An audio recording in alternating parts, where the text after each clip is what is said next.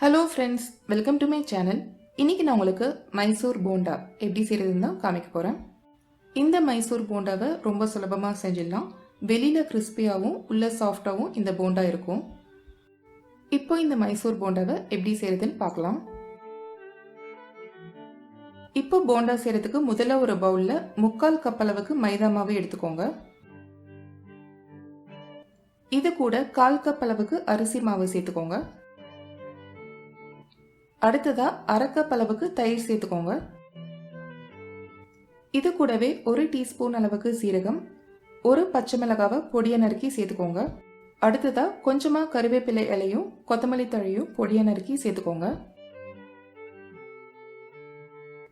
இதுல அடுத்ததா ஒரு சின்ன துண்டு இஞ்சியை பொடியை நறுக்கி சேர்த்துக்கோங்க. அடுத்ததா 1/2 டீஸ்பூன் அளவுக்கு பேக்கிங் சோடாவும் தேவையான அளவு உப்பும் சேர்த்து நல்லா கிளறி விட்டுக்கோங்க. எந்தவித கட்டியும் இல்லாமல் நல்லா கலரி விட்டுக்கோங்க. தேவைப்பட்டதுன்னா கொஞ்சமாக தண்ணி சேர்த்து இந்த மாதிரி திக்காக கலரி விட்டுக்கோங்க. இதுதான் போண்டா மாவோட கன்சிஸ்டன்சி. இப்போ இதை குறைஞ்சது 1/2 மணி நேரமாவது மூடி போட்டு வச்சிடலாம். நீங்கள் இந்த மாவை 1/2 மணி நேரத்துலேருந்து 1 மணி நேரம் வரைக்கும் ஊற வச்சுக்கலாம். 1/2 மணி நேரத்துக்கு அப்புறமா மாவை ஒரு தடவை நல்லா கிளறி விட்டுட்டு நம்ம போண்டா சுட ஆரம்பிச்சிடலாம். போண்டா சுடுறதுக்கு ஒரு கடாயில் பொரிக்கிறதுக்கு தேவையான அளவு எண்ணெய் விட்டு சூடு பண்ணிக்கோங்க. எண்ணெய் நல்லா சூடானதும் இந்த மாதிரி சின்ன சின்ன உருண்டைகளாக விட்டு போண்டாவை பொரிச்சு எடுக்கணும். இந்த மைசூர் போண்டாவை பொதுவாக மைதா மாவில் தான் செய்வாங்க.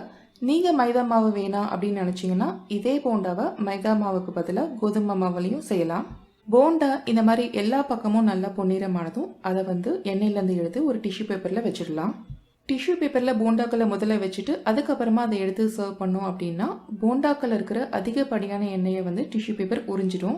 அவ்வளோதாங்க. இப்போ நம்மளோட சுவையான அதே சமயம் சுலபமான ஈவினிங் ஸ்நாக்ஸ் மைசூர் போண்டா தயாராகிடுச்சு.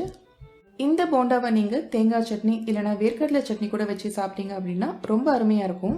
இந்த வீடியோ உங்களுக்கு கண்டிப்பாக பிடிச்சிருக்கும் நான் நினைக்கிறேன். இந்த வீடியோ உங்களுக்கு பிடிச்சிருந்ததுன்னா இந்த வீடியோவை லைக் பண்ணுங்கள்.